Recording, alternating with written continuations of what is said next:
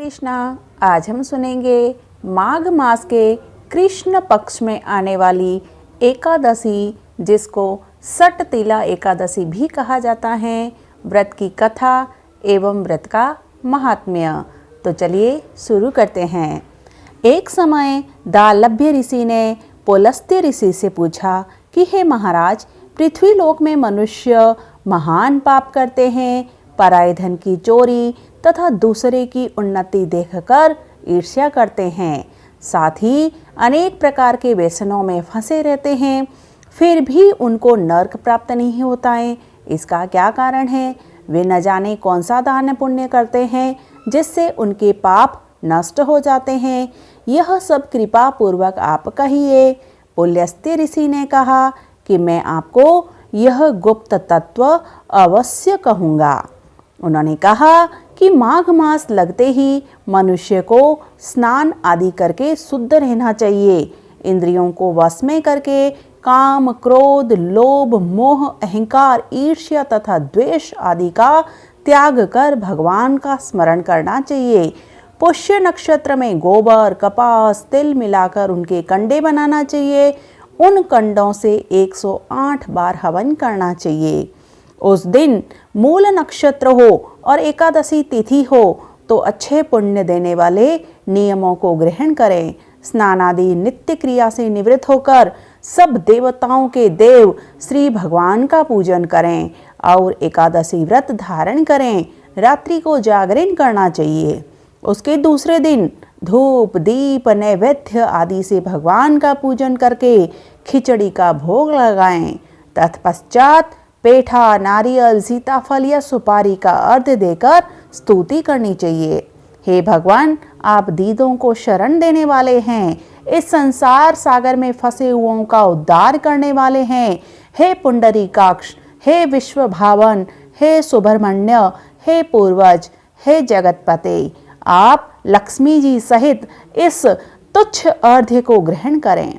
इसके पश्चात जल से भरा कुंभ घड़ा ब्राह्मण को दान करें अथवा गरीब को दान करें तथा गरीबों को भोजन करवाएं।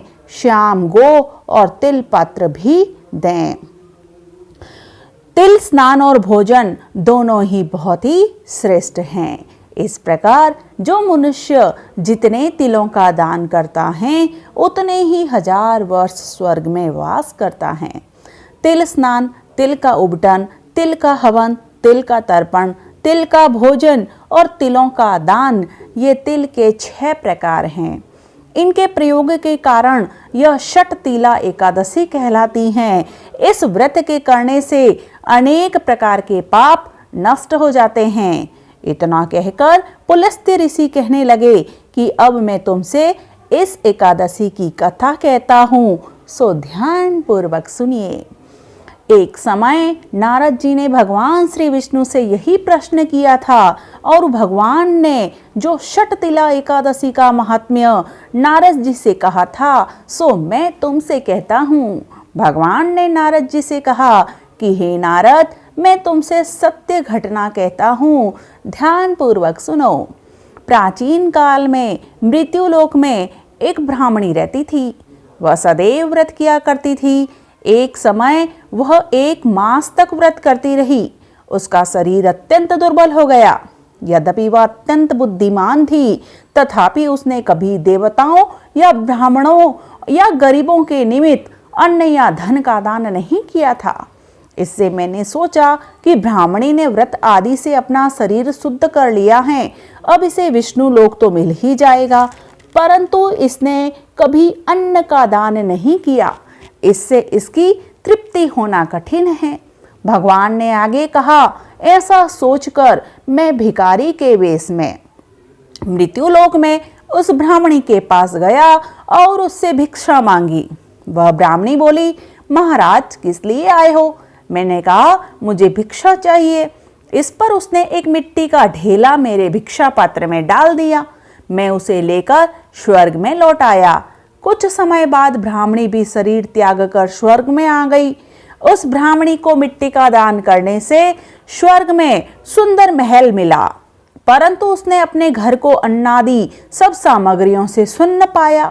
घबरा कर मैं मेरे पास आई और कहने लगी कि भगवान, मैंने अनेक व्रत आदि से आपकी पूजा की, परंतु फिर भी मेरा घर अन्न आदि सब वस्तुओं से शून्य है।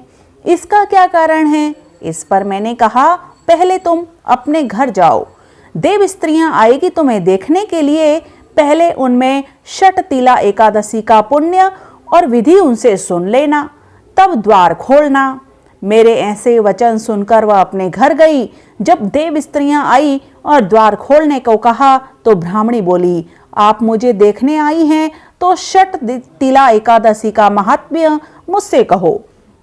उनमें से एक देव स्त्री कहने लगी कि मैं कहती हूँ। जब ब्राह्मणी ने षटतिला एकादशी का महात्म्य सुना तब द्वार खोल दिया। देवांगनाओं ने उसको देखा कि न तो वो गांधर्वी हैं और न आसुरी हैं, वरन पहले जैसी मानुषी हैं। उस ब्राह्मणी ने उसके कथनानुसार षटतिला एकादशी का व्रत किया। इसके प्रभाव से वह सुंदर और रूपवती हो गई तथा उसका घर अन्न आदि समस्त सामग्रियों से युक्त हो गया। अतः मनुष्यों को मूर्खता त्याग कर षटतिला एकादशी का व्रत और लोभ न करके तिल आदि का दान करना चाहिए। इससे दुर्भाग्य, दरिद्रता तथा अनेक प्रकार के कष्ट दूर होकर मोक्ष की प्राप्ति होती है। बोलिए श्री कृष्ण बिहारी लाल की जय। आशा करती हूँ मेरे द्वारा सुनाई गई ये कहानी आपको अच्छी लगी होगी।